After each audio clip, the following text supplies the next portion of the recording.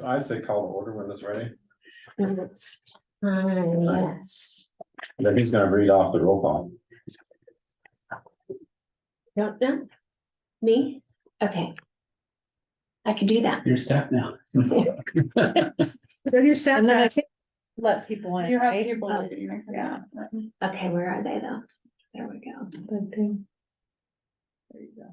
There, oh, will admit and not remove. There they go. Hey, Doug. And Bonnie and Michaela. Mhm. So, Jennifer, if she's able to join us, it will be by phone. The driving. She's at a conference or something. Yeah, they, were up in Salem. Yeah. Yeah. There she is.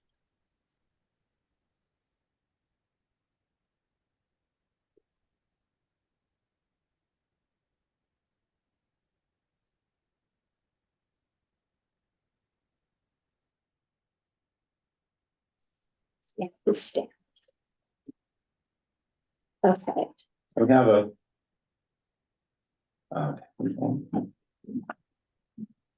No consensus. Quorum? Quorum, yeah. The word escaping for a second. Hey Doug. Hello. Michaela. Hey, I'm Lonnie. figuring out how to unmute this. Hi. All right, everybody is here. Should we call the meeting to order? Do the roll call. Sarah Thompson, Here. Janice Baker, Here. Mike Baker, Here. Doug Mindenhoff, Here. Tom Trotter, Here. Michaela Hammerson, Here. and Lonnie Rainbow. Here. Want to lead the pledge of allegiance, Mike? I pledge allegiance to the flag Flag of the United States of America and to the republic for which it stands, one nation, under God, indivisible, with liberty and justice for all. Probably ask people on the damn thing to mute when we do the pledge of allegiance, right? I know. That was- There's a lot of like echo and stuff. It sounds weird. in here. There's a half a second delay or a second Yeah. delay there. Yeah. Yeah. Just enough. But you're good now. All right, well, first item is item 4, the consent agenda. 4.1, July 10th, 2023, regular meeting minutes. Everybody review that?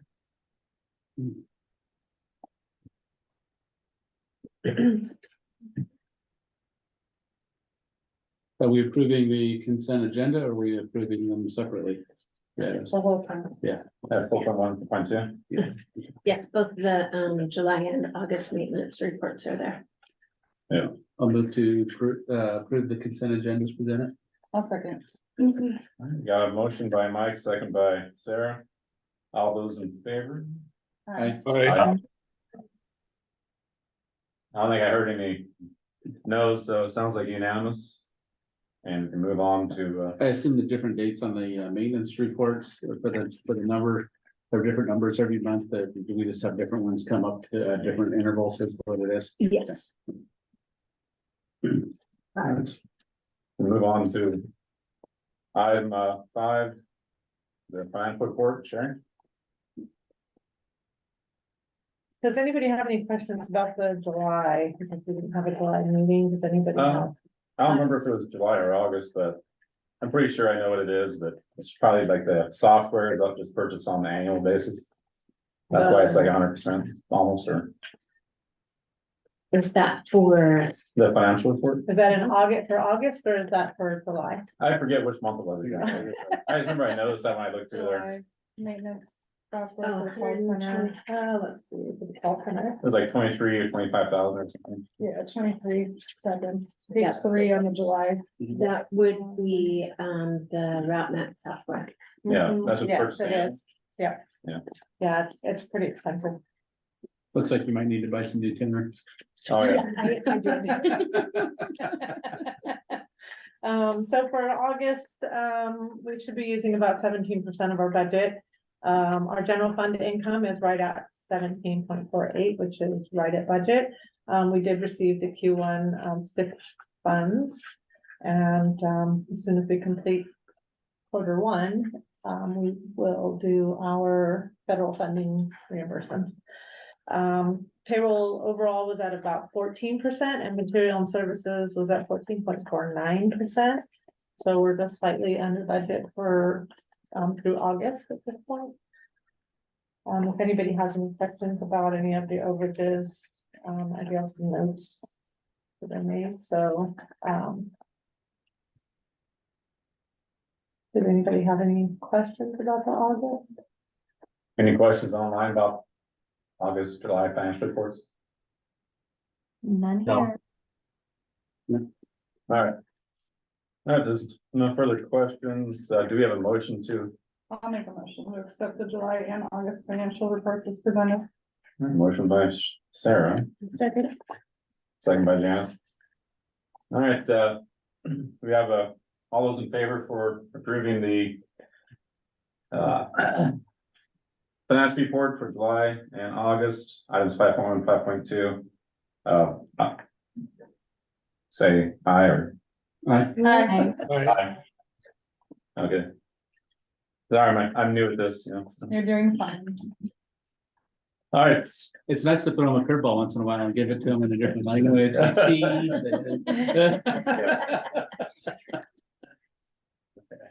all right, any public, item number 6, public comments for on agenda items only.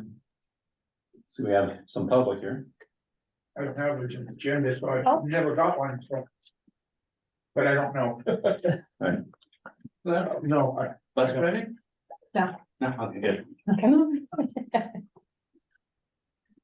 Okay. Good gentleman, a moment here. I said, no, I don't. Oh, yeah, okay. All right, no public comments, move on to item number 7, old business. Got the item 7.1, the yearly review. We got some amendments proposed. So these are the amendments for the board bylaws that were recommended in the last meeting. So the summary is on the agenda cover page, but the bylaws are also attached, so you can see they're highlighted in yellow. And they are regarding the chair and vice chair, if they're not available to run the meeting. And election years to swear in the newly elected officials prior to the first board meeting. And to provide the board binder to newly elected officials as soon as possible after the election, or shortly thereafter. Mhm. And there are no changes recommended to the protocols. So they are attached, but no changes. Any questions on these proposed amendments that we brought up last meeting? Comments? Hang on. I couldn't find any spelling errors on the thing.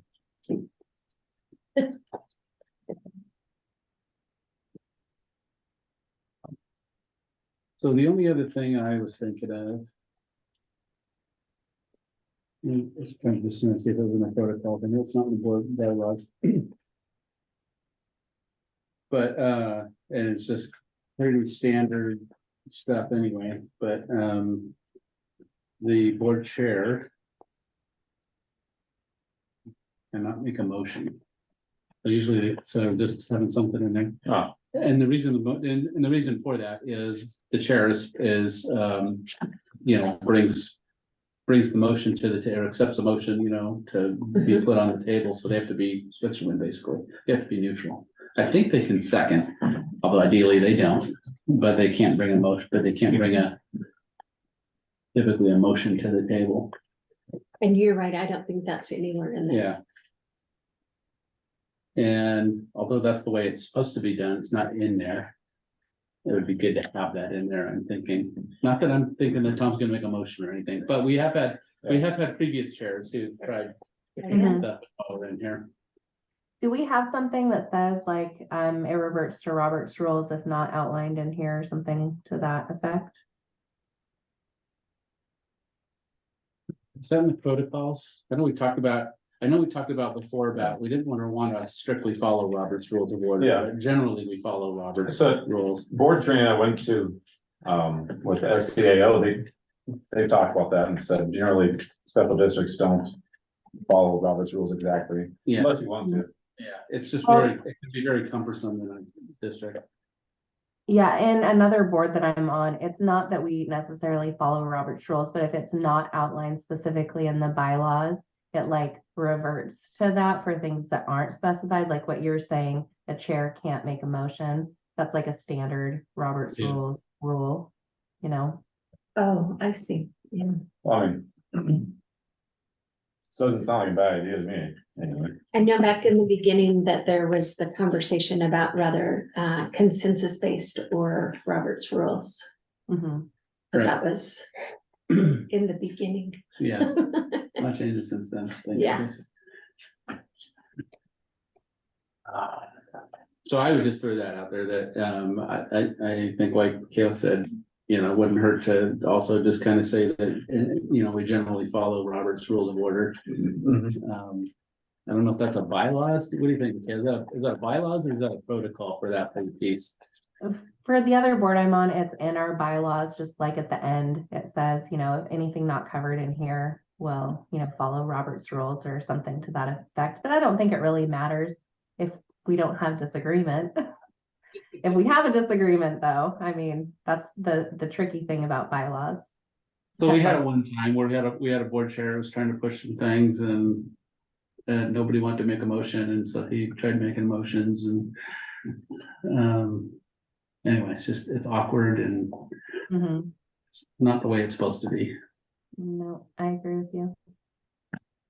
Is that something you'd like me to? So I would propose that we approve the ones here Okay, and that we just bring back the language on the other ones. And I think, I guess if I was right, I would put in the board chair's responsibilities or duties or whatever in there that he can't make a motion. And then I think toward the end where it has the general stuff, kind of like Michaela said, it just generally we follow the Robert's Rules of Order. You'll probably find some examples Yeah, elsewhere. I remember talking about that a bit at the last meeting, some of that Yeah. stuff. And so we're just bring it, I think it's just good to have in there. put it on there for the agenda for next Yeah. meeting. Yeah, because sometimes those things can become a little awkward if you don't have anything real clear in there. Yeah. And we're a divided board on some issue. So do we want to hold off on any type of vote until the Yeah. next meeting, until that's added? I think we should. Yeah, We can delay the whole thing till next month. right, just- Things critical. you can postpone, Yeah. voting on the old business item 7.1.2. Unless there's any comments or questions on what was presented, I guess. Which I'm fine with what you had presented already for these other Do ones. we need to take a vote to postpone it or? No, we just table it. Okay. Stay there, tabling it. All right, if nothing else doesn't agree, I propose we table that for the next session. Yeah. And in that case, the next item is 7.2, the fiscal year 2021 audit findings. so this is. We're very far behind on the audits. We're getting closer and closer to cut it, but these are for the year ending 21. Yeah. And so the audit findings are very similar to the ones for the previous year, which ending in 2020. And there are 14 of these that were either findings or a material weakness, and that is 3 less than the previous year. But 2021 is also when we did all of the things that are recommended to make it better, to resolve it. So that's when we hired our finance manager, and that's when we adopted new fiscal policy that addressed some of the things that were specific. And so I believe that next year, well, the 2022 audit that we just received, that there will be less findings in that one, and then the one ending in 2023, where we are now. Mhm. We should be pretty darn good, because we've been really working toward making this happen. Sherry is really diligent. A lot of it is just tracking the grants in separate, is that what it is? It's mostly the federal grant, yeah, and making sure that everything is coded according to those grants. So I've done a lot of work behind the scenes, to make sure that we're coding those with the proper language, so the auditor can see them and find them easily, and then so that the expenses match up, because we have to do the CFA every year, which is the federal grant, because we receive over 750,000. And they're up in that number for next year, but we'll still receive. So we have to do a CFA every year, which is just another government form that gets uploaded into a clearinghouse of some sort. Any concerns from ODOT? Jennifer's name. Oh, She did not indicate there were any concerns other than we didn't get an official letter. There was a change in the, In what ODOT is doing? a change in the structure at ODOT. And so the person that wrote the letter didn't actually get to sign it and send it as an official letter. So our response was supposed to be in by September 1st. And it was actually the Tuesday after Labor Day that it went in. Okay. So, but part of that was just backtracking and finding that everything was actually finished in 2022. Good. And the 21 to 22 audit has been completed as well, but that one's just been done, and then we are working with the auditor now for the one that just ended in 2023, so I think we'll be caught up pretty soon. Good. are we going with a different company? No, We have to do an RFP to do that, but it's a good idea. Although they have just learned our language.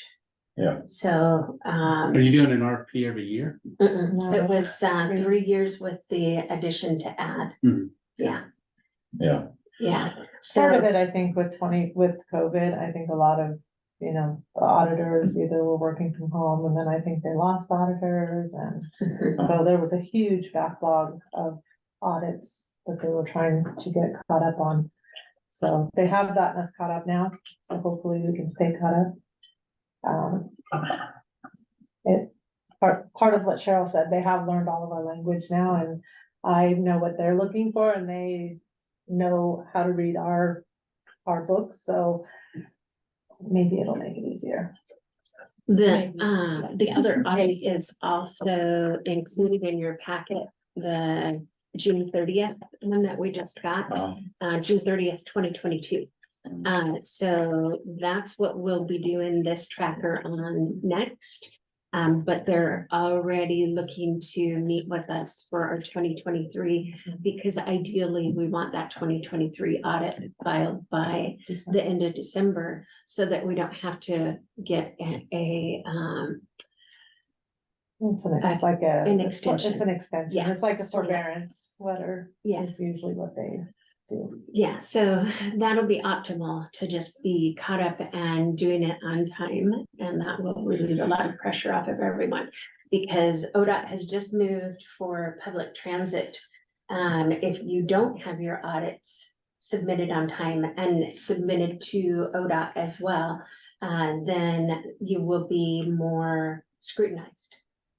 Your finances will be more scrutinized, which is not a bad thing, but it is more time intensive, Oh, if only they had staff to do that. right? if Jennifer was here today, she'd probably mention it. Yes, Apply for some jobs. Yes, she would. Yes. She's been mentioning it on several things that we. I think they got about a Been third to of their it, positions are open. Yeah. yeah.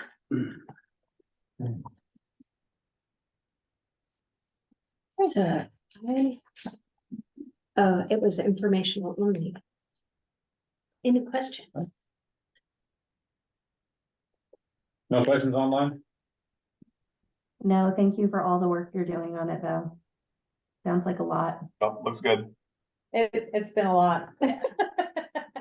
Sherry has been. When I a came in lifesaver. 2021, hadn't been done, like 19 through 20. Well, we were a brand new 21. district Yes, then, we were brand Yeah. new. without any money Yeah. for some of that. Yes, Yeah, we got to do a letter the first time. Yeah. yes. So it's been a process, but I think it's gotten much better. Well. With that, move on to agenda item 8. Got 8.1. Resolution 23-3, bank signatories. So during the last regular board meeting, we had a new slate of officers elected. So Tom was elected as chair, Sarah was elected as vice chair. And so the attached resolution changes the people that can sign checks for the district. And so that is a requirement of the bank in order for us to make those changes, is to have this signed and provided to the bank. Any questions?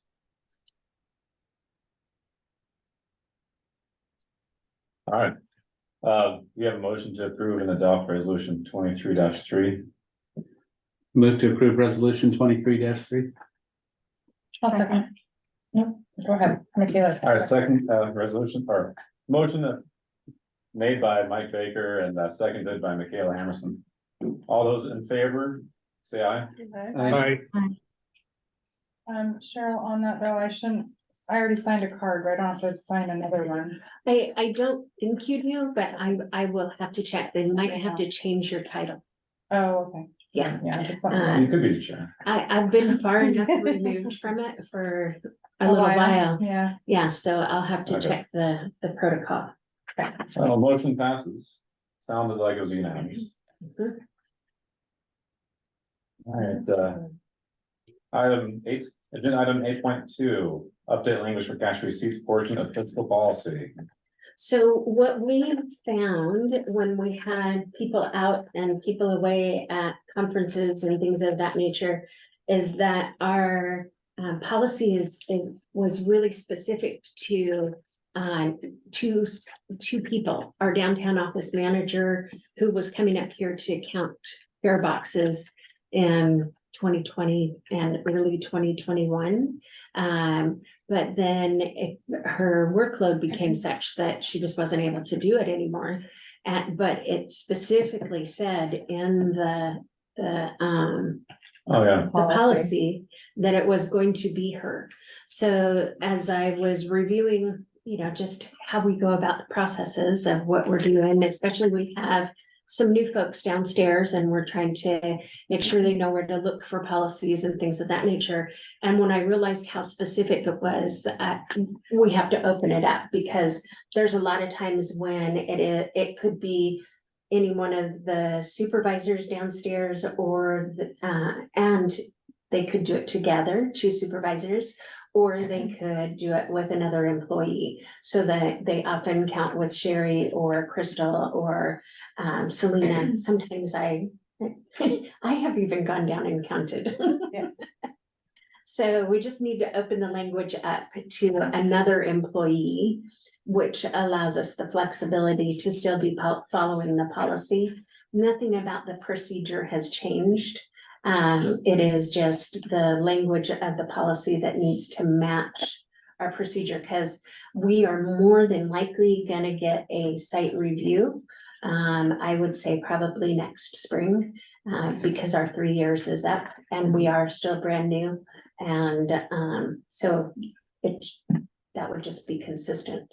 So I'm just trying to get a jump start and make sure that the questions that the site review guys will ask the various different staff. So tell me about your process when you're counting boxes, and staff don't think anything of it. They're like, oh, well,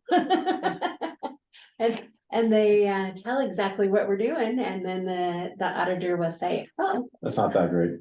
yeah, that's good, except for it says right here that this is what you're doing, and are you this person?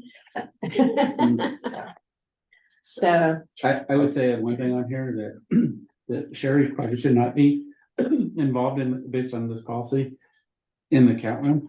yes, Or anybody in the fiscal, Yeah. because it says that it has to then go, gets handed off to the finance department. That would only be in an absolute like dire. dire emergency, which, you know, we could always find someone, I'm sure, but.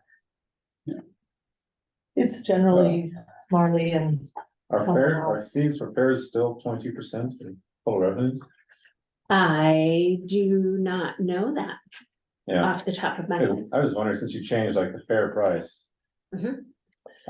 Yeah, So when we changed the fair price, our ridership was also climbing. I mean, on Oh, yeah, this document, I did. But no, I didn't look up the percentage. yeah, You could probably strike that I whole was gonna sentence, say, because that's kind of what I was getting at. it really doesn't play into the rest of it anyway. And like even the part about the fare. The price of the fare, you know, is that gonna be in there? Well, it's an example. Yeah, Oh, for our policy if we don't make, I just feel like it could be shorter. To say like, if they don't have the exact change. They can offer them a fare that would, you know, be equal to what they have. Basically, and then you never have to update the fare price. In this language. Honestly, does that need to read in there, really? well, it's just You about, could keep the first sentence. yeah, And then requiring the strike riders to have exact that change. change, and Yeah. then when a rider doesn't have, it just take all of that out. That's what I would Yeah, and suggest then just saying like, yeah, if you don't have Started exact with the change. cash receipts are brought daily to the count room. I don't think any of that other. really Oh, like- needs to be part of the. Yeah, that would be more like policy to teach drivers, Yeah, Yeah, like, you know, suggest. Okay. Oh, yeah, customer service types of procedure, things. right. yeah, okay. All right, Was this What- part included in the board packet? I'm sorry, but I'm kind of lost. It may not have been, oh, it should be under. New business number 8.2. I And think it it came as a is separate, did it come as a separate email? if they. the fiscal policy. It goes from 8.1 to 9.1 in my copy. Oh I am so sorry. no, it's fine. Is it in another email? I thought I pulled all of the things up, but I'm not seeing it. No, and I tried to scroll through the big file that I made and make sure that I got everything attached, and I must have missed it. Oh, that's okay. I'm like, where are you guys at? I don't see this. Carol, just for my packet, can you email that out tomorrow? Right now? No, tomorrow. Tomorrow, yes. Absolutely.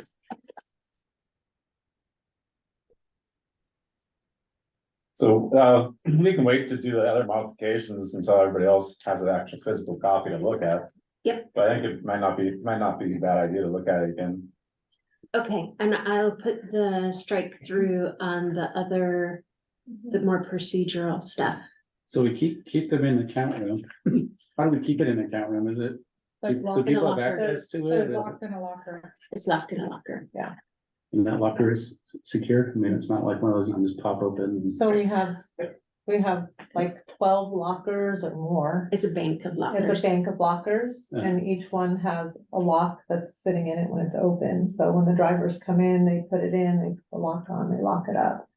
If 2 or 3 drivers come in at the same time, sometimes they can fit their lockers all in one, they lock them up, but there's generally enough for all of them to. lock It's it secure, up. nobody can just take walk off with a box or. And the drivers, they're in there's a like a key to get locker. into the room, right? Yeah, so the room is the only room in the building that does not have any built or any, oh, well, it's not the only room, but it's one of the only rooms that doesn't have any windows to it. So it's got a door to the restroom and a door to the garage. So we come through the hallway downstairs through the garage to that room. The lockers are, So. I was wondering how much of this should be on the public, right, yeah, right? You just But- hold so they Because the whole world can- can listen and find out exactly where all the stuff is stored.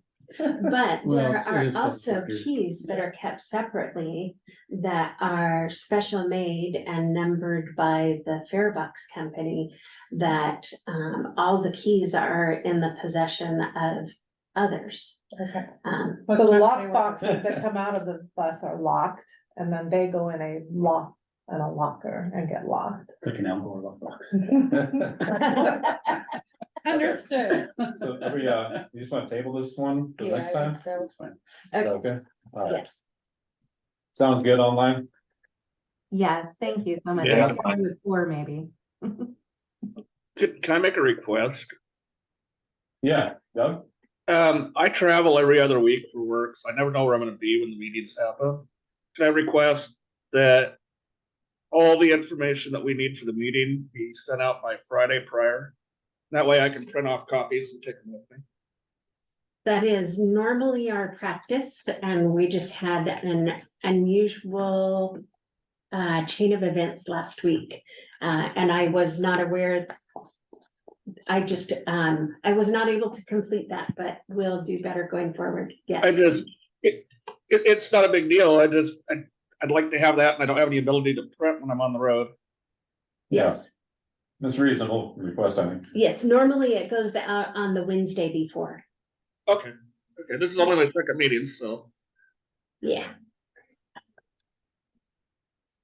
All right. How about we move on to project updates, item 9.1. So the project next door, we have 2 capital grants for that, and the pre-application conference with City of Roseburg went exceptionally well. They approved the plan for everything that we want to do on it. Even if we're not able to do all of those things all at once, we're able to have the preventive maintenance and the parking to support that. We're able to have the fuel station, the fleet fueling station. We're able to have the covered parking for the buses, even though they said that doesn't normally fall in that particular zoning, because it is a direct piece of the rest of it. They will allow for that. It is, I sent the comments for the pre-application conference to your emails, but I did not print them out for the meeting. But yeah, they're gonna allow the use, and even for hydrogen if we end up going that route. So there was nothing that they said that we The couldn't hydrogen do. piece was what I was wondering I about. remember them saying something about Yeah. fire hydrants or something. Oh, yes, so we are gonna have to have at least 2 fire hydrants on the property, which is really not a bad thing at all. Yeah, it's kind of good to have. Yeah. Yes. Don't see a downside. Yes, Yeah. I'm and surprised they said that though about the shelter, about the covers. It's mixed use covers, residential, industrial and commercial. yes, so apparently it's when we close in the sides. So if it were just covered, Uh-huh. it's different than if we're making it into an enclosed building. So, yeah, Hey, there's something It's still about that. residential, commercial and industrial. What isn't covered there? I mean, that's the benefit of the mixed use is it pretty much allows everything. everything, yes, including. So we have hydrogen. apartments, mixed use. We Yes. have industrial stuff, mixed use, yeah. Yeah, Yeah, there's something about the like the water pipes or the mains or something under sidewalks. oh, so I think it is the storm drain.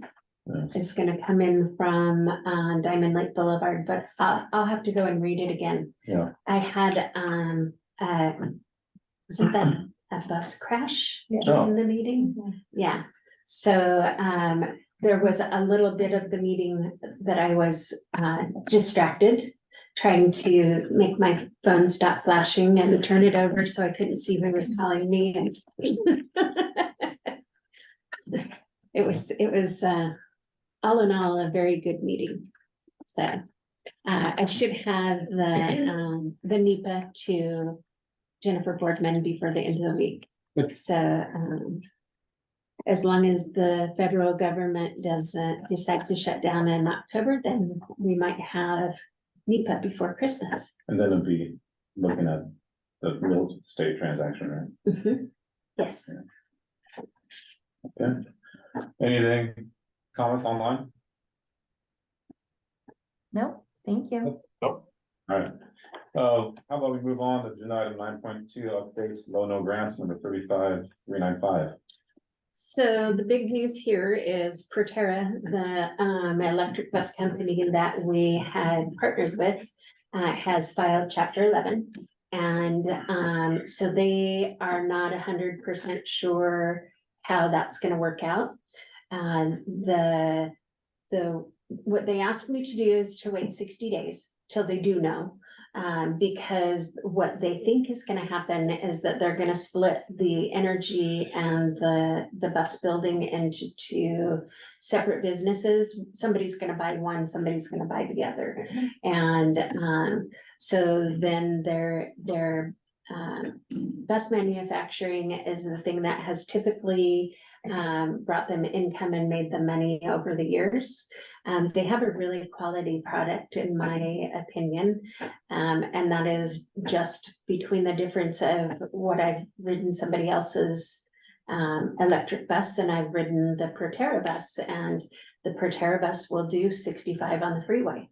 You know, and that, not that we have a whole lot of space that we would be doing that, but that just speaks a lot to how the engine is made. The engine, is it really an engine or is it a motor? Electrical. It's a Motor. motor.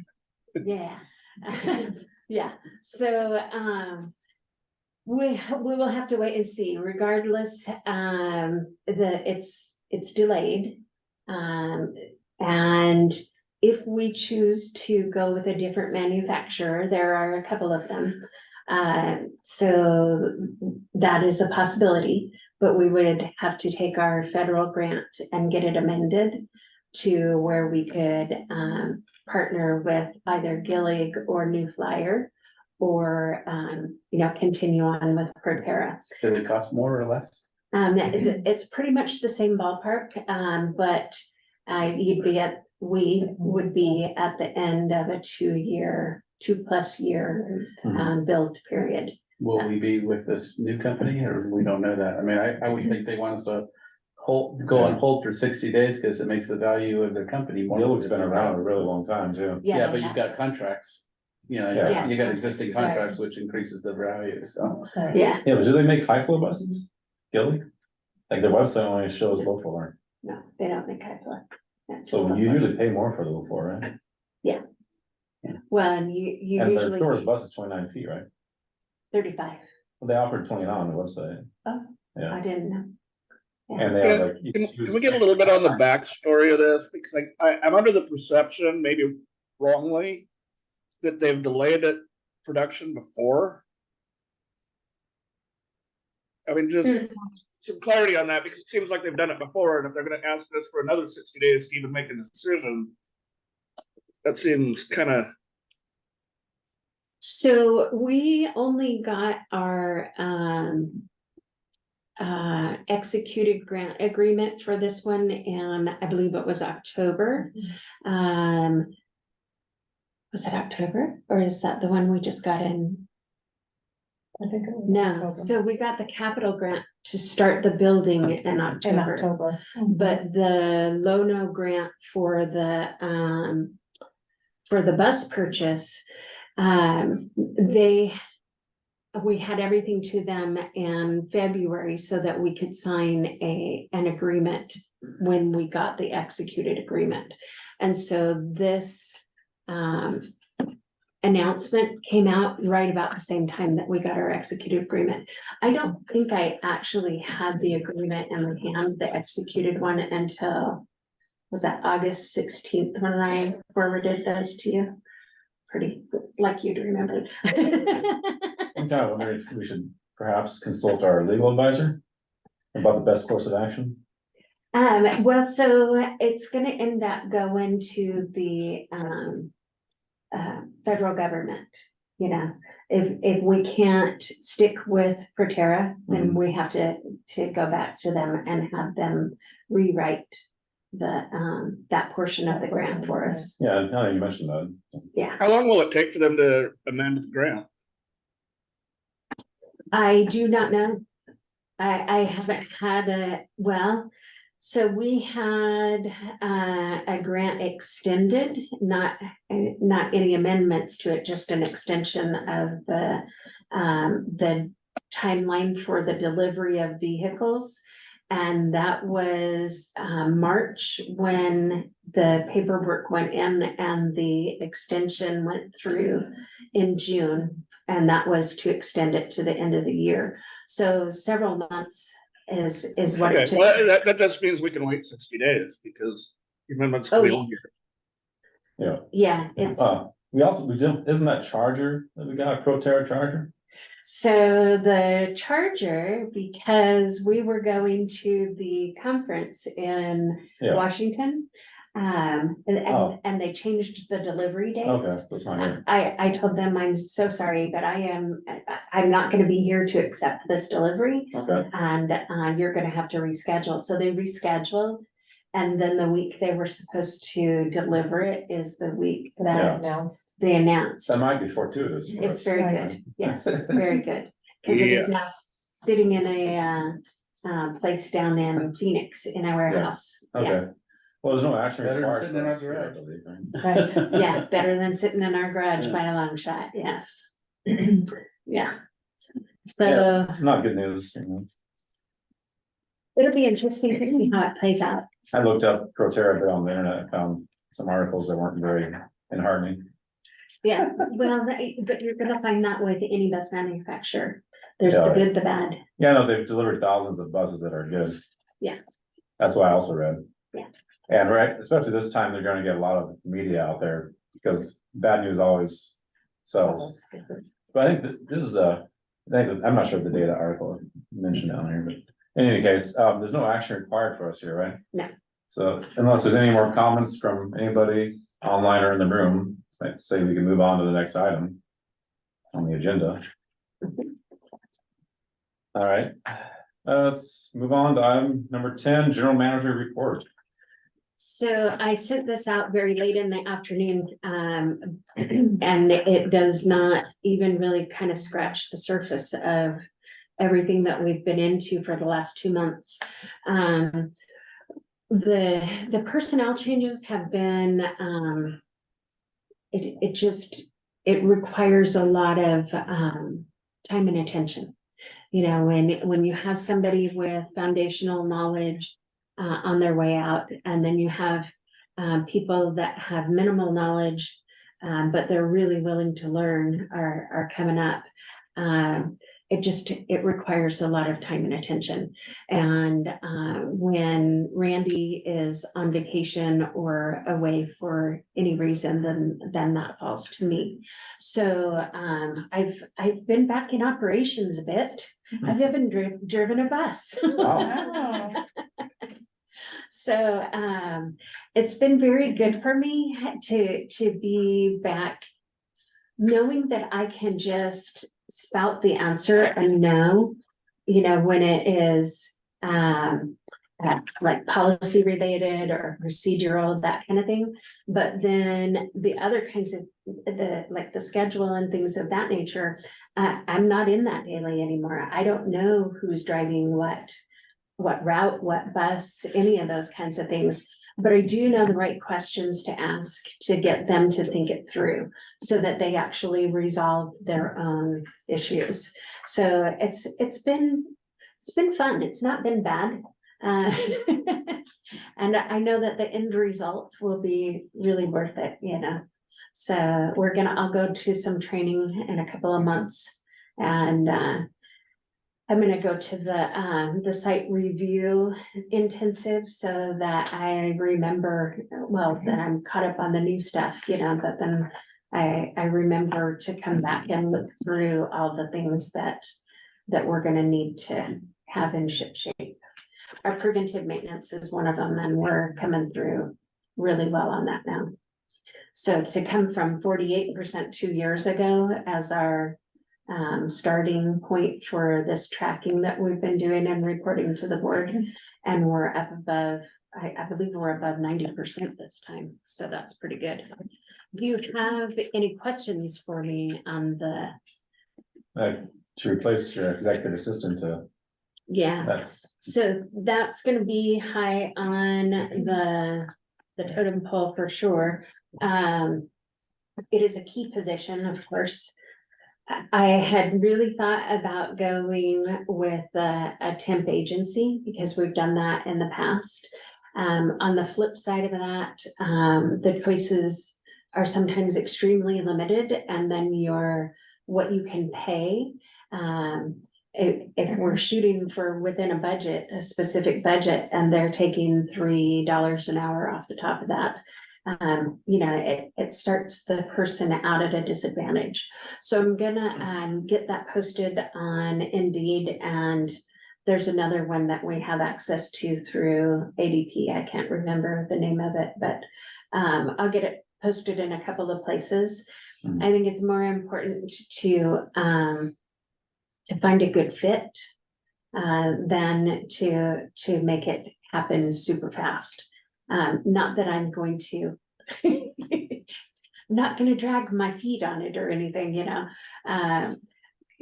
it was just a surprise. Some things are gonna happen, but you don't know when. And it was just a surprise, so. Are we still working on hiring an HR? Why, yes, we're doing that at the same time. Interviewing or? I haven't interviewed yet, no. I'm posting is what I'm doing. What we did is we got that office all set up. We got the Yeah. things dropped into it and everything, and then we went on summer vacation. It Yeah. feels like, everybody's been everywhere, so back to the grind. You got some buses.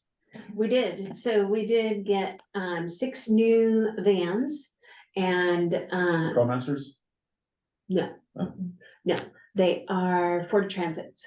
And for each one of them, some of you will remember once upon a time, long ago, we had talked about having a different picture that depicts Douglas County. Yeah. Yeah, and we have got different pictures on 8 vans now. So, Birds. That's what you guys were saying. I've yeah. seen a couple of them, they look nice, yeah. Yeah, so the last one that we just got it back on Friday was the eagle with the American flag. And that one is amazing. Yeah, I It's like that really, one. really good. And then we have one, so I don't know if you recall, we did like an amateur photography Mhm. call. And so we have one that was taken by a gentleman, he's a logger. And it's from the top of the mountain, and so the snow is on the logs that are next to him that are piled up, ready to load on a truck. And Yeah. then down the valley, and you can follow the fog on the river and down the valley. And at the very end is where Roseburg is. So it's really, really cool looking, I didn't know it was just taken on an iPhone, but it was good enough quality that they could put it on there. And then there's White Horse Falls and There's a hummingbird. oh yeah, the hummingbird. There's a bee. Oh yeah, a bee on the lavender. So it looks really cool on the picture, but honestly, it looks kind of creepy on the van. It's big. It's really, really big, yes. I saw that and I was like, oh, I don't know about that. But it's on there. That would turn away some people that have allergies, maybe. Right? Yeah. So, yeah, it's been a lot of fun getting them on there and getting them up and running, and we have a couple of different snow scenes out there, so Yeah, winter is super coming. fun.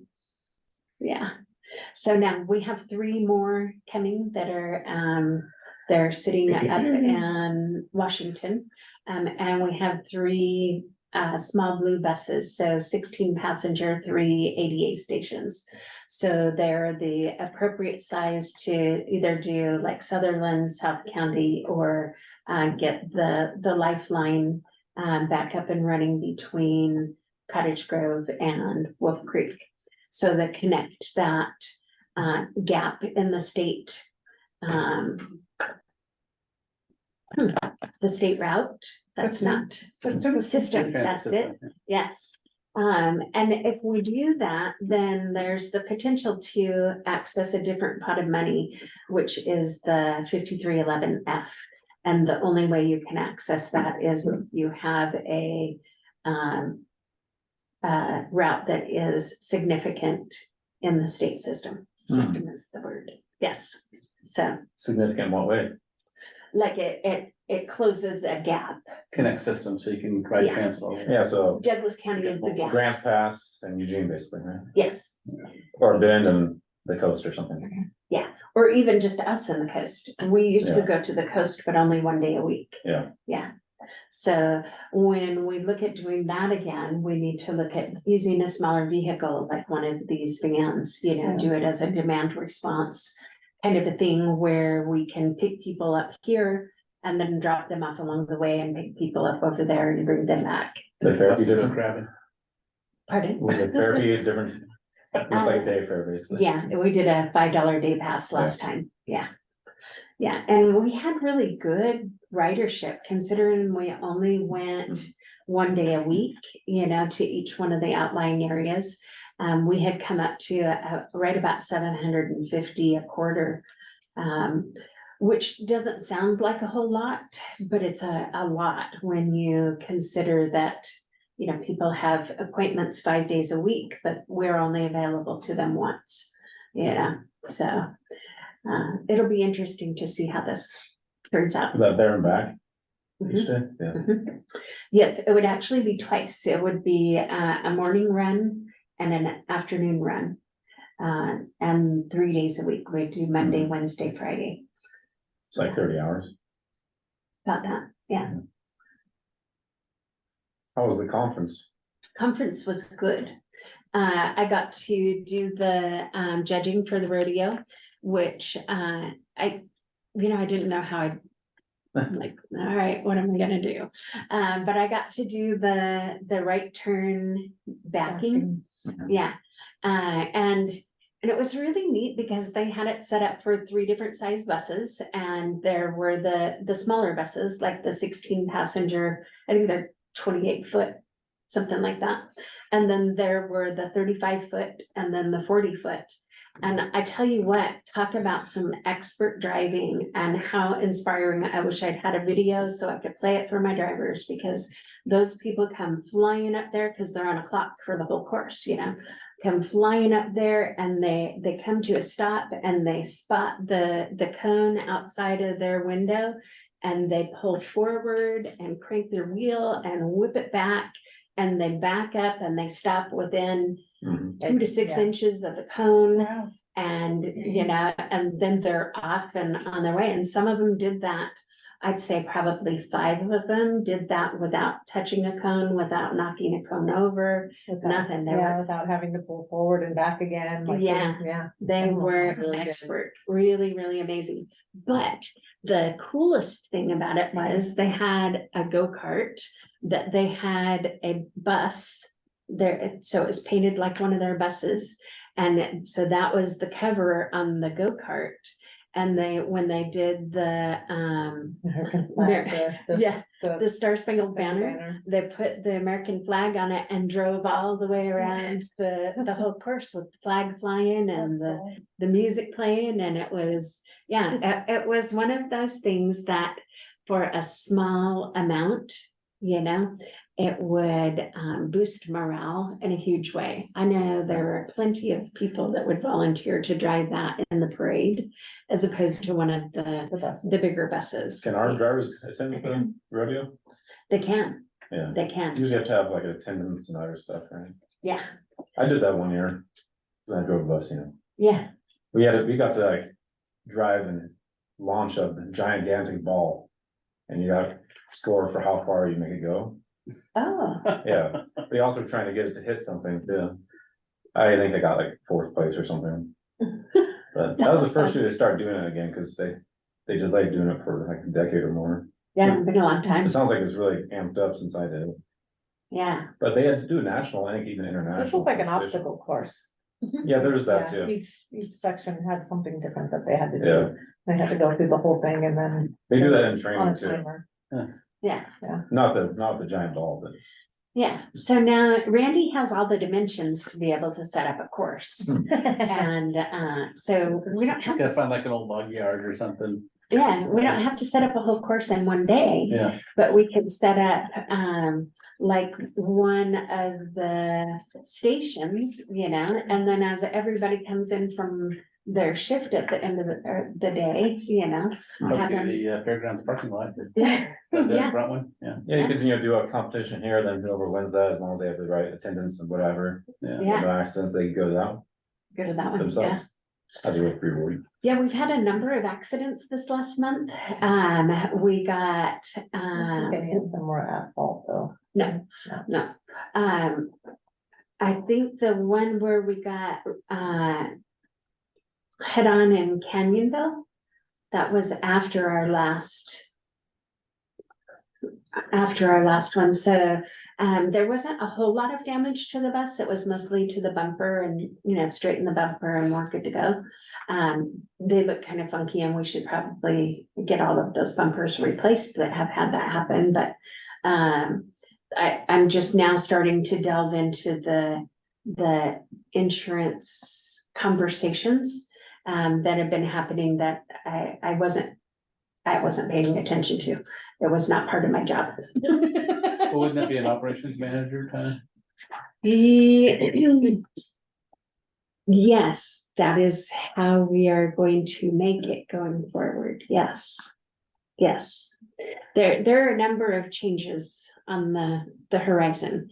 So one thing that has happened is, there have been enough people in place long enough that it has freed me up a little bit to where I'm able to look at policies and go, how are we adhering to this, But I'm also able to, instead of just reacting and go do this, telling people what to do, I'm able to ask them questions so that they can figure out what to do.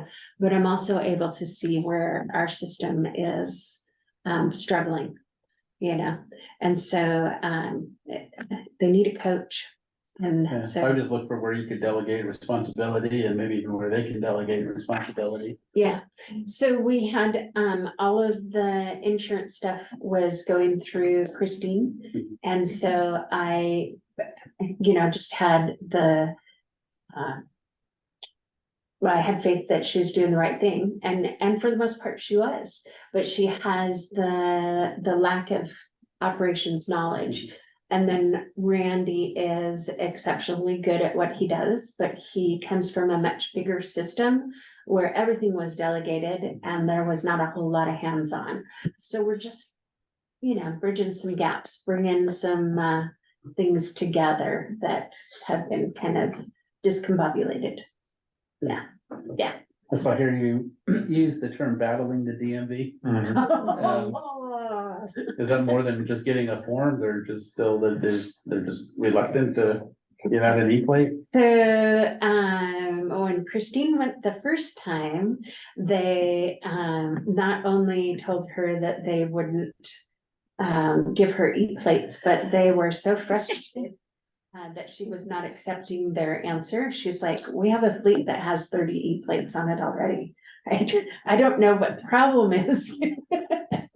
So something changed and, one of the, I don't know if it was a Senate bill or a House bill, but it was, the Department of Revenue, DOR, yes, has a form that we now have to fill out, that shows that we're tax exempt when we're receiving a vehicle from a state that has taxes in it.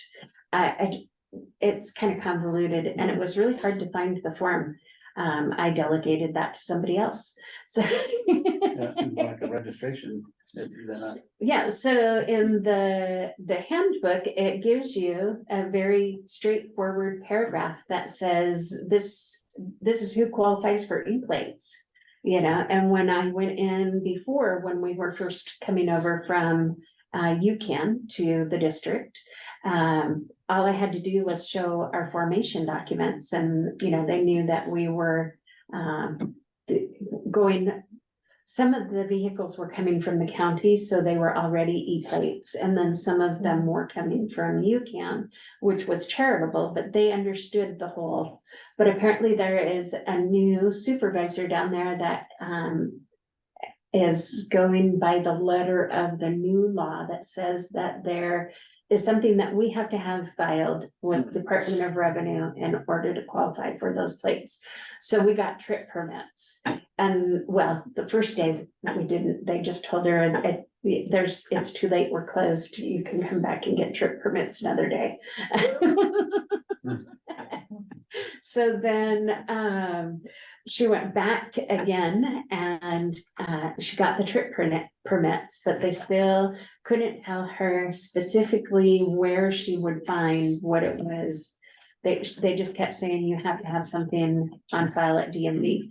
So she started texting me what was going on, and I shot her an email with Joe Eberline. He is the capital person up there for PTD, for Public Transit Division. And so he actually called and got conferenced in to the conversation.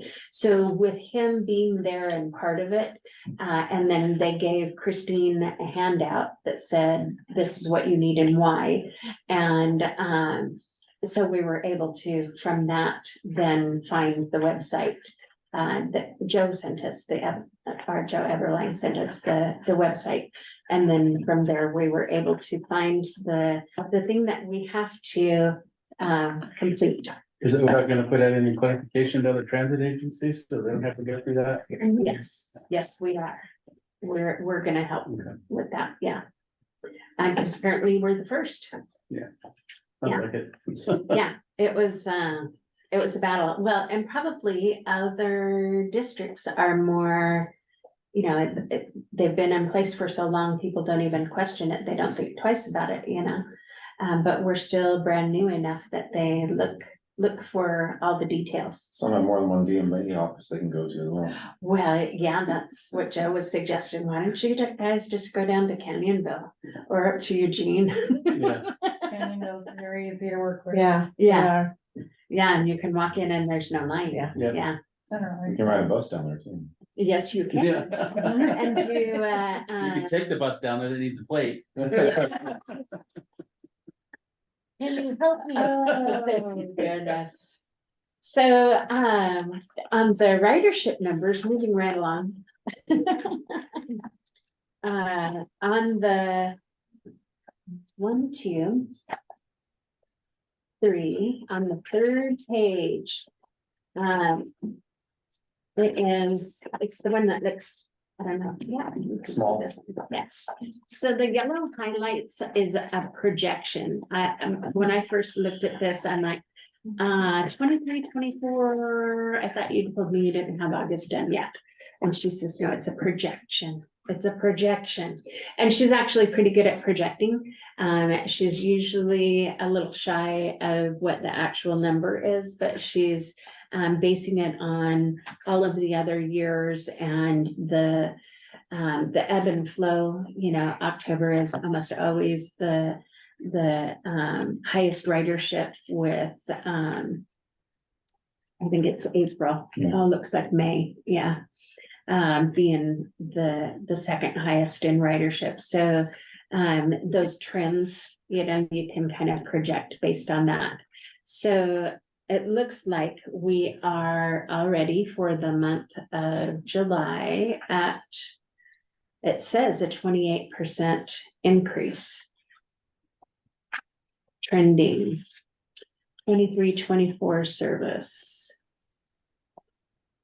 It Yeah, just Do says we know rep- what's driving Neat. that increase? pardon? Do we know what's driving that increase in ridership? I mean, that's fantastic, but do we know what's sort of causing that? So there was, and the ridership was higher back before COVID, of course. And so there was a really sharp drop when we had to reduce our routes. And that's kind of when the district formed and there was somebody else that was operating the bus service. And so they kind of cut the service down to basically half of what it had been before. So when we brought it over here to the district, we re-implemented all of the routes and times that had been cut. But anytime that you cut something like that people are relying on, they're gonna find something else to rely on. So we well, 2020, everybody was, you couldn't sit next to each other and, all that kind of stuff. We had to have Spacing. spots Xed out on the seats where, so that people wouldn't sit too close to each other on the bus. So with, go ahead. The ridership has increased 28%. Since What is July our of last year. service increased? Pardon? What is our service increased in that time? How many extra routes and So the only service that we increased this last year was the Winston and Sutherland. We increased it to hourly service. Roseburg route had been increased the year before that to include earlier and later hours. So those were two planned service increases that we figured if we didn't do them, then we would lose the funding that we had set aside for it. But also they were a great need. We used to have really high ridership in Winston and Sutherland both, like about 1,000 a month. If that's. do we have a metric to measure riders per bus trip? So we're not actually measuring by bus trip, but I can tell you which, looking through paperwork, we can tell you how many people boarded every single bus throughout the day, and that's what gives you the numbers that you see on the papers. So that first page that has the red and the blue, Right.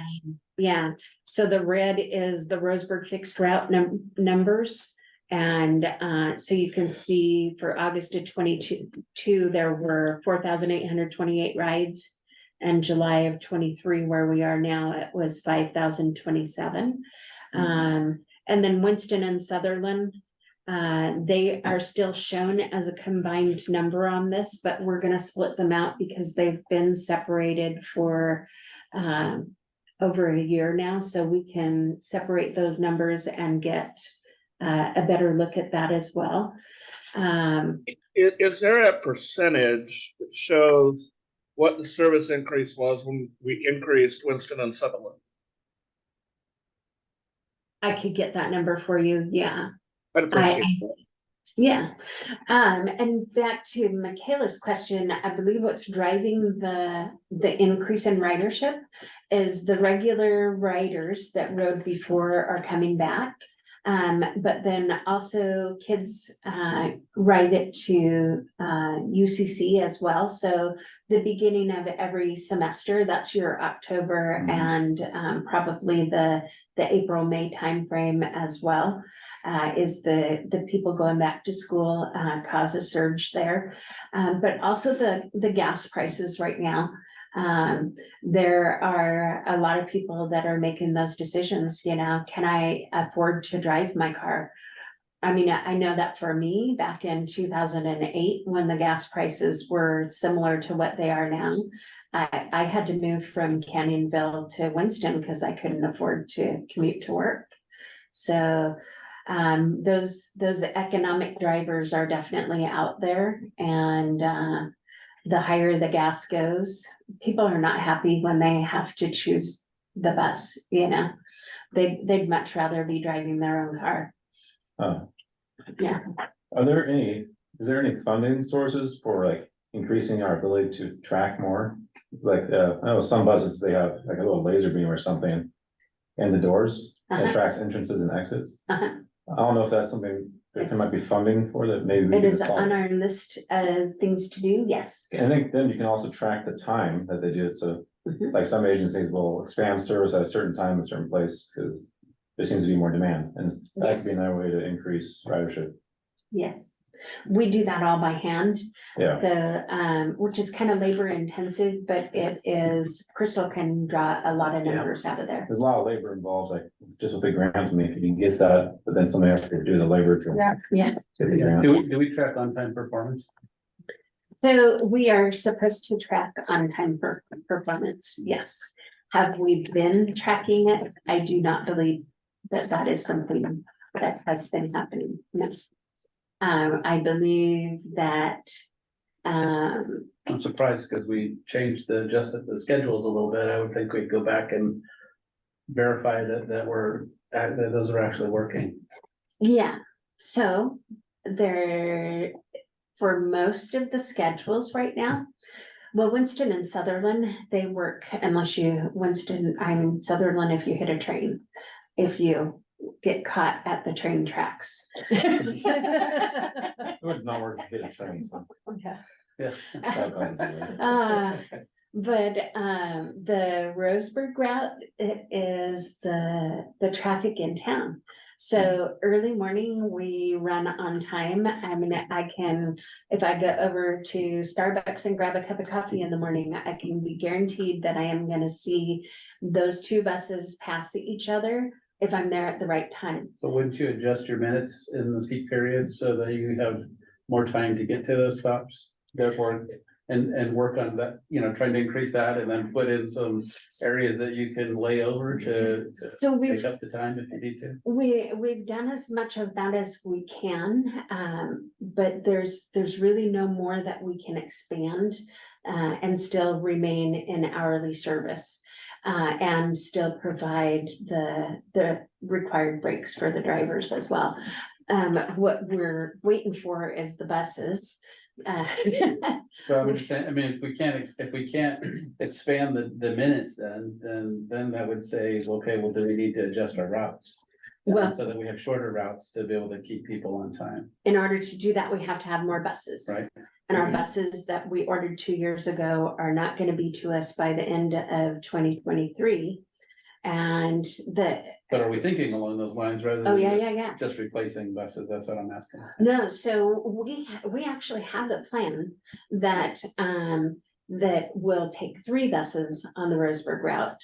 And that will reduce a whole lot of that.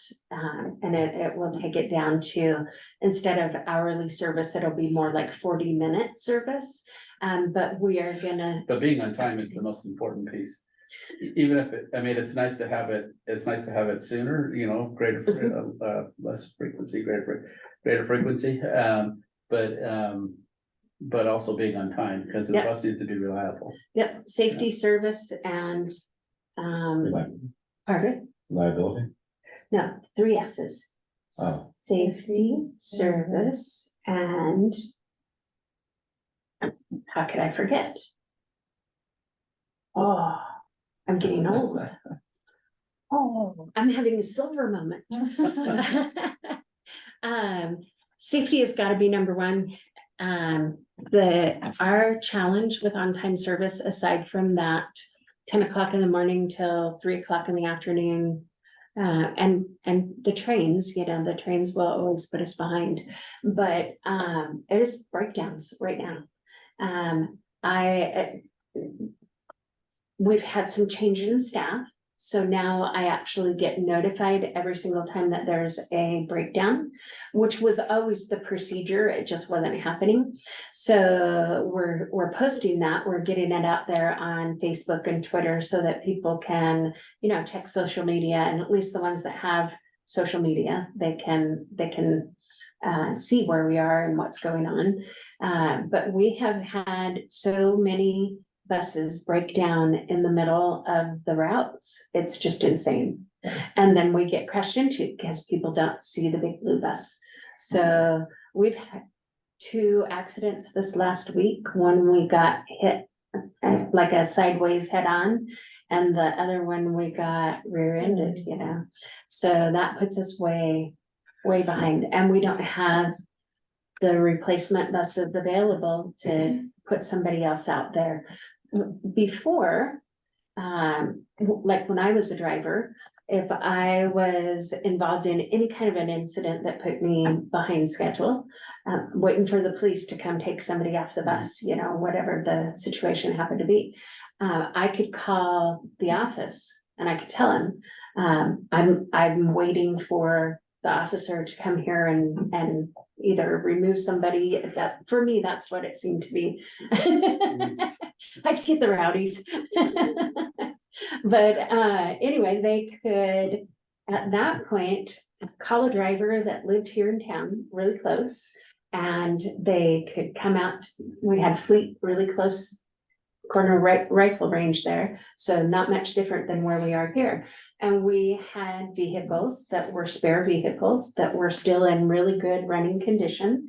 And we could get a bus pre-tripped and out there on the road, and they could come either take over my passengers or they could just jump ahead of me and go, and we were much more able to address the on-time part of it.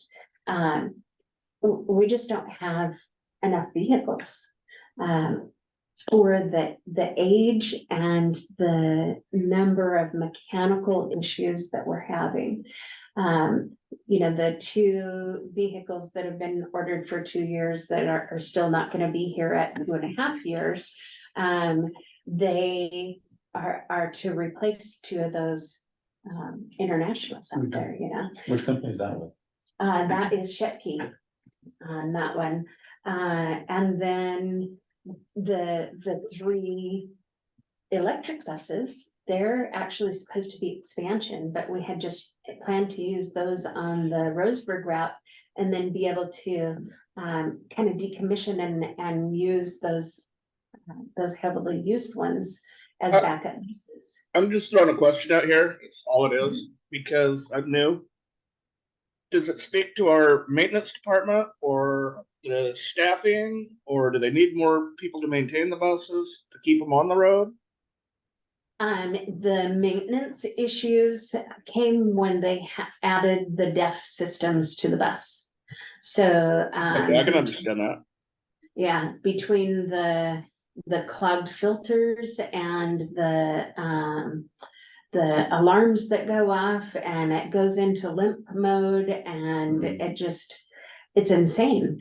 And so, we have a solution that we're working on right now. We've ordered an extra, well, it's a replacement because we have a bus that won't go anywhere right now. So we've ordered a replacement. It's the big ceramic DEF filter that plugs up so bad. Those you have to take them and to the place out there in Wilbur, Peterson. Right. Yeah. Peterbilt, yeah, so they bake it, but that's usually puts the bus out of commission for a minimum of a week. And so what we're gonna do is we're gonna replace the one, and then we're gonna take the one we're taking out of it, we're gonna take it out there and bake it and have it on the shelf, so that the next time it happens, because it's guaranteed to happen, Yeah, we have a direct replacement for it. Yeah, so technically, we're not supposed to stock parts, but we're not really stocking parts. We've replaced a part and then refurbished the part that we took It's just a out. rotating part of the bus. Mhm. Yeah, again, I'm gonna claim newness here. Is there something in our bylaws that says we can't store parts? Oh, no, it's in the federal grant. Oh, okay. Yeah, it's in the federal operations grant. Yeah, in my P brain, it makes sense to stock parts. Yeah. Yeah. It makes sense to all of us, just not the government, though. Yeah. Well, right, yeah, because they're geniuses. So we had the technology that you were describing, they call it CAD AVL. Computer. Aided tracking. That's what I always get it confused with too, and now that you've said it, I don't know that automated passenger count. Okay, yeah. Yeah, okay, so the automated passenger count system, we put in for a grant, but we did not get it. But part of that was because we were behind on our reporting, so that was, in a scoring tiers of scoring, that takes you down a chunk. And so that was. Is that because of the auditor stuff? No, that was because I got behind. Was that which year was that? Pardon? Which year was that? Last year. Okay. Well, That was when you're sick or something? Well, yeah, it started when I fell and yeah. But I was also getting Sherry up to speed. So now Sherry can do those grants. Yeah. Not grants, but she. So we can get a do caddy the of the reports. this year. I can do next the year. reports now, the quarterlies. But when we get that installed on the bus, you know, because we'll apply for the grant again. But when we can get that installed on the bus, then that will also give us the data regarding the on-time performance. So, and the other one that we're looking at is of course, the micro transit one to be able to do that as well. That'd be good. when You get that. Okay. All good things. Yeah. Any more questions? Because I could talk forever. You guys know about the micro transit up there on the new board members? No. I don't know a lot about it either, but we've talked about it before. So just so you're aware of it. Small neighborhood circulators. Yeah, are they like personal, like small, just regular Vans, vehicles? I It'd be think. like these vans. Oh, So like they Uber? have, yeah, so sort of kind of, but not really. They would be able to use an app or call into the call center, either one, but then the call center would use the app to be able to place them, because a lot of the people that use that part of the system are elderly or have disabilities. But they would actually be able to see like Uber, how far away it is. But they'd be able to see how many seats were available on the vehicle. So it's gonna be a shared ride. And maybe all the seats are open, or maybe we have a dial-a-ride that was scheduled to be picked up in like Canyonville. And they've got an hour to get to their appointment, and then we could zigzag and pick up more people on the way. But if that vehicle was, say, empty in Canyonville, somebody from Glendale or Azalea could also book a ride on it. So we can geofence with the software, so that the areas that are not covered by a fixed route transit, they can book the ride and get to either their destination if it's within the zone, or to a transit stop that would take them further. So And does so that help us with getting those grants where we're connecting those areas? it does, it helps us to provide a better level of service for the more rural areas that they just get left out, I you think know. even for the urban areas, you know, like I said, the buses travel down the arterials, you know, the main roads, but not necessarily into the neighborhoods as much. Yeah. So if you can, you know, not have to go far from your neighborhood and catch a bus to, you know, where you can ride further if you need to. Yeah, Yeah. they've done some really neat demonstrations at some of the conferences that I've been to, that it's definitely something that's worth looking into. If I gotta get in my car to go to a bus stop, what's the point? I'll be in my car, right? But if Exactly. I can take it, this, you know, allows me to take transit even further and actually ride it for a lot less money. Well, it's a great idea, because we're gonna end up losing that market if we don't capitalize on that market right now. You know, it's only a matter of time before we really have popularity of Uber and the other services here. So I think it's fantastic to be looking into that. That's great. Any further comments or questions? Item number 10. I have a question on some of the fun stuff you were talking about earlier, with like your fair stuff. Do we have any sort of like participation in local events here, like the Veterans Day Parade coming up, or like anything like Yes. that? Do we participate in that? So we typically have a bus entered in the Veterans Day Parade. Okay. Last year they decided that I cannot drive it. We rounded the corner by the courthouse and caught one of the flags on a tree. And so it did this whap back and broke a window. So they said, no, Cheryl, no more for you. But yes, we do the Veterans Day Parade. We, for many years, did the truck light parade, but we didn't have any place to be able to utilize to do the decorations. the last few years, so. We have not entered the truck light parades since we became the district. So that is something we're looking forward to. That's the one in Solon. We Yeah. then love it, so There's the one in Myrtle Creek and Myrtle Creek is they're different, they're like PR totally Johnson different. sponsors the one. and Yeah, It's Riddle. they're similar, but very different, yeah.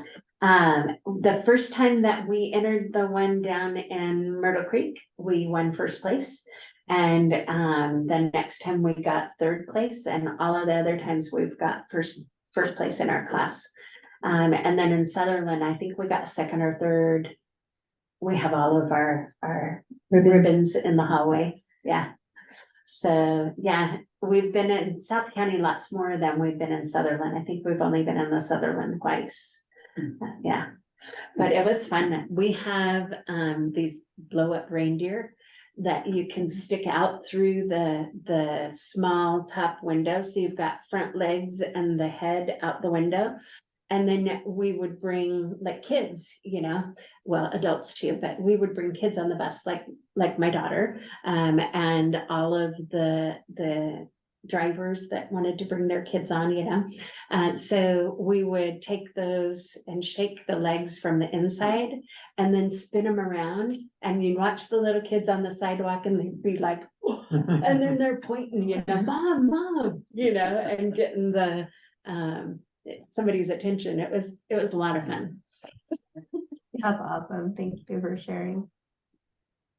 Good stuff. All right, there's no further comments, or questions. Go on to item number 11, the ODOT update. I don't think We didn't to get do. Jennifer, no. Jennifer Bourman's not here, so, number 12, I don't know on the agenda. I had a couple minor points, Okay, but it might be addressed by website update you're getting.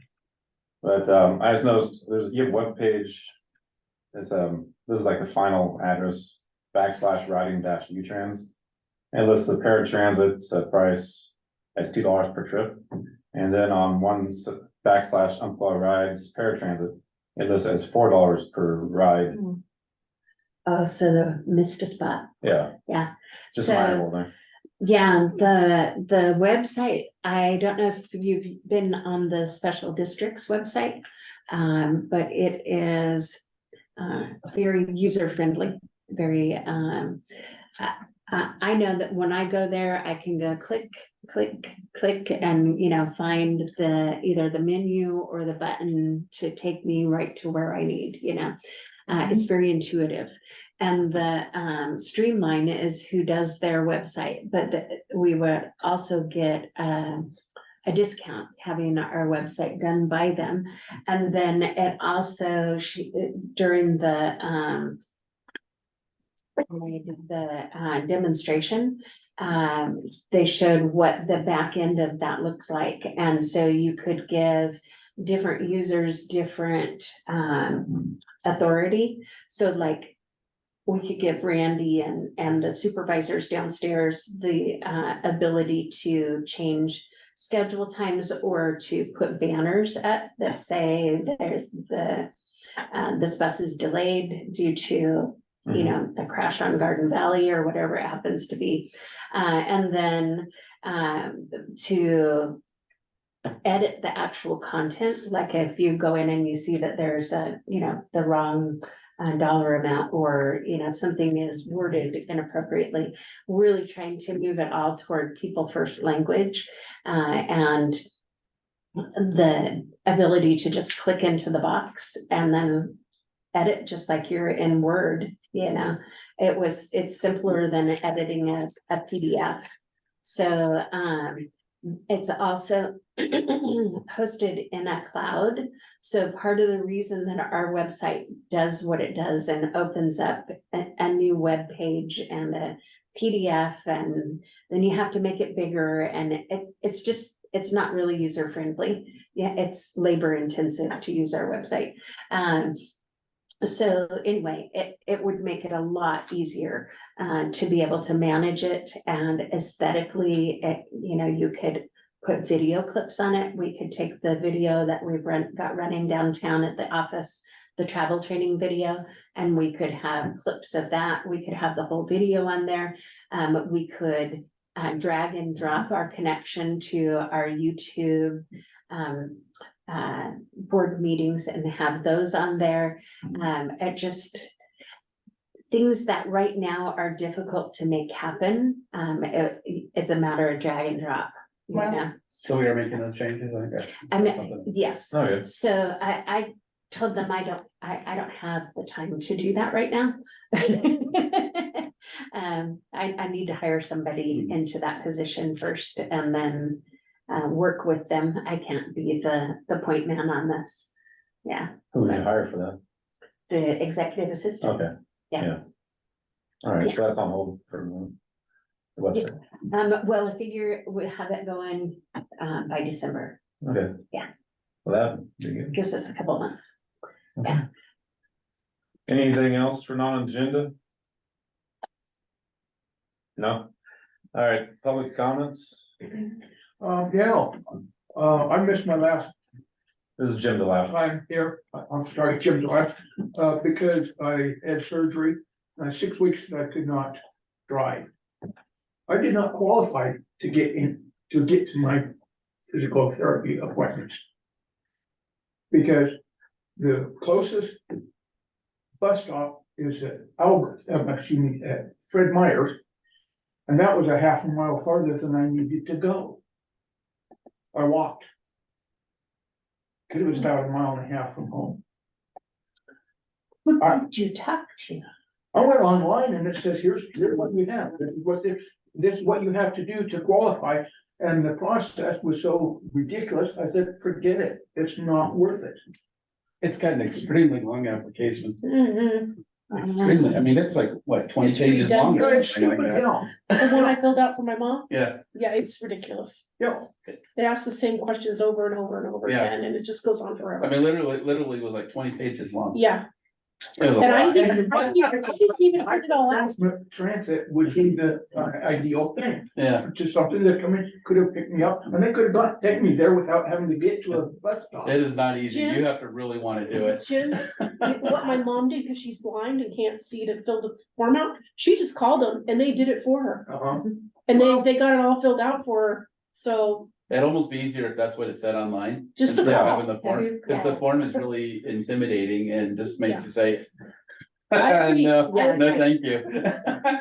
Yeah, well, and I think part of the reason that it's so long is it's in big font to make it easier to see. It's a lot of questions. Is it? It's a Okay. lot I of gotta go questions. There's check no that. way my mom didn't even see it. So that's something we can modify before December?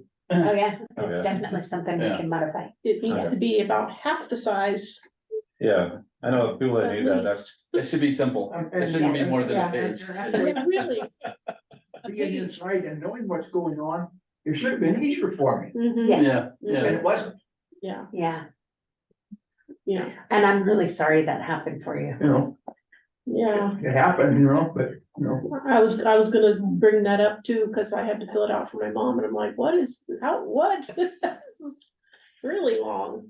Yeah, that's All right, Yeah. what's that form? Does that it's have the a name? paratransit It's application. just to qualify, you have to qualify. Yeah, Yeah. There's a lot of- I will definitely look at that again. Yeah, it's very intimidating. I have- And it's weird, it almost like leads you to, like, you think you're gonna have to have a doctor's, thing on their signature to say that you're disabled or whatever, but no. All it is you just affirm that you are. Yeah.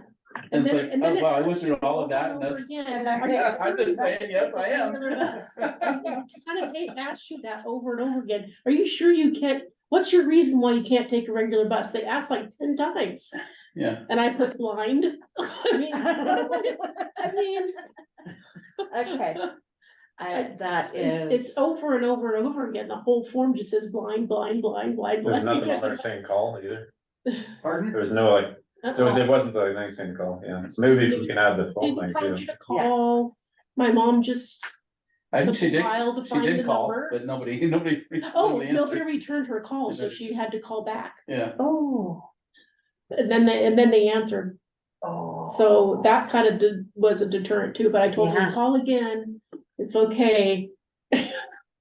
So yeah, it was, Yeah. not a good experience for her either. Okay. So. I can feel my face turning red. It's just one of those things that you probably don't, think about. all Well, the you don't know, time. you don't use the You don't know. symptoms, so. Yeah, well, and it's been a long time. I approved that application. I actually went through it and simplified it. Oh, Oh, where did that come from? And you gotta write stuff, even if it had just like a drop down or a checkbox, I can click. Yeah. Is that just Are you- created? It It's a simple it process. was the application when I came on board in 2008. Hmm. And so all that has happened. Has a long history. Yeah, If it was an electronic form, you, like Mike said, you just click, click, click, click, and then they have an electronic signature when yeah, you need to sign. that would be That good. would be so much easier. Oh, my dad doesn't do Because then my any mom computer could stuff. have blown it up on her tablet and read it, she could make it bigger, and, because even with the larger font, just no way. Yeah. But yeah, like people that don't use the computer, like my dad, he Yeah. calls the bank still. Mhm. It's like, how do they know that they could potentially get paratransit? Yeah, And he doesn't go to like senior centers, I mean, or anything, so. He's an active adult, but, Right. yeah. Yeah. Well, thanks for bringing that to my attention because I did not realize. It's been really hard to sit here and not just jump into everything. but, our advertisements, they talk about paratransit stuff? They do. Okay. Yeah. That's one way we reach the audience. My dad listens to the radio. If you put it on the classical station, that would help. Okay. But once she had the service done, once they came and got her, everything was perfect. Everything worked out great. They got there on time. They got picked up on time. They got taken home. My dad, who has Alzheimer's and Parkinson's, is very fearful like of everything and worries, and he was perfectly calm. So Oh, that's awesome. it worked out great. To know, yeah. With their radio contract, do they have access to the other, like classical, those type of stations? Okay. Yeah, but there's not on there, well, because they don't have that many ads usually on those types of stations, really. The one that I hear it on, the only one I've actually heard it on is like that Sam FM. Yeah. I mean, with the classical, maybe it'd be more, A lot, yeah. I hear it on all the. Alright. It's based on market, or not market share, but listening, whatever. Yeah. okay. All right, any other public comment? Okay, thanks for sharing, Jim, sorry you had that experience. So on item 14, agenda build. Come again. Pardon? You just want to make you come. So we've got Yeah. bylaws, protocols coming back, Did before. the cash receipts coming back. Can I request an update to our stiff plan? Oh, yes. I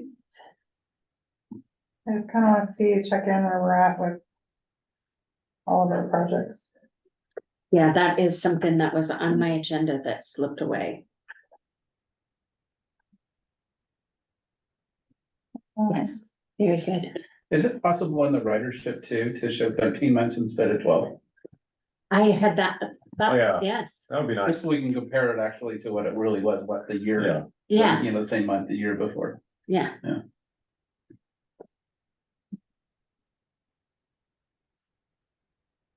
Yeah, I had to go to that third page to find the 13-month mark. That's specifically what I was looking for. And You can sort of compare it to another month, but not necessarily, yeah. yeah, Different, like you said, different circumstances. Yeah, People there's don't do different UTC trends. year Things, yeah. yeah. All right, 13 I feel months. like on there's the something record. else I forgot.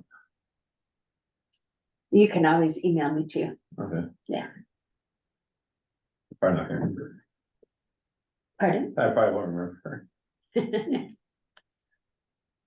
Okay, All right, so we got bylaws and protocols, cash receipts, the stiff plan update, and then 13 months on the ridership.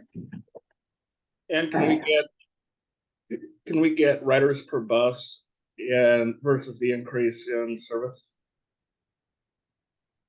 Yes. that would just be an average, or would that be exact for the riders per bus? Average. Mm,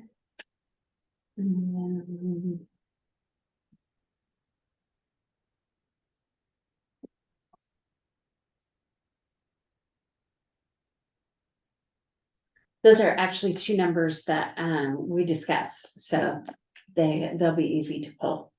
Okay. I don't think there's anything else. We're not doing an executive session, so at this time, Not yet. I call the meeting adjourned. Good night, everybody. 7:09. Guys, bye.